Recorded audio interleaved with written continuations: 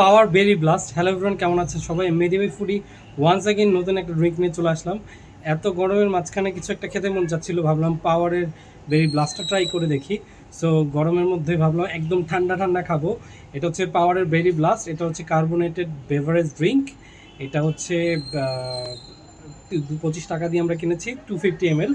So চলুন try করে দেখি খেতে কেমন লাগে। প্রথমে একটু খুলি।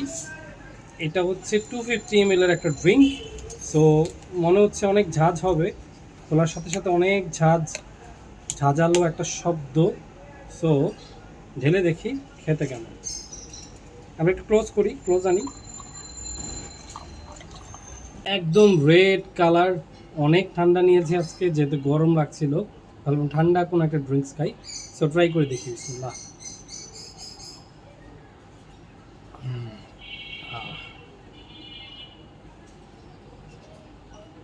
ঠান্ডার সময় ঠান্ডা যে কোনো ড্রিঙ্কসই খেতে ভালো লাগে।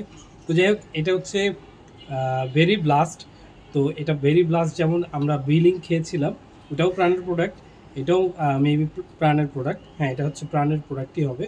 সো দুটো খেতে একদম সেম, দুটোই খেতে ভালো লাগছে। এটা 25 টাকা, ওটার প্রাইসটা আমি ভুলে গেছি।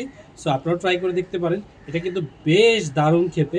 সো আপনি যদি ফ্লেভার্ড কোনো ড্রিঙ্ক খেতে চান এবং ওইটা কার্বোনেট বেভারেজ টাইপের ড্রিঙ্ক হয়, তাহলে এটা one of the best choice হতে পারে 25 টাকার মধ্যে। থ্যাংক ইউ সবাইকে, ভালো থাকবেন, সুস্থ থাকবেন, আল্লাহ হাফিজ।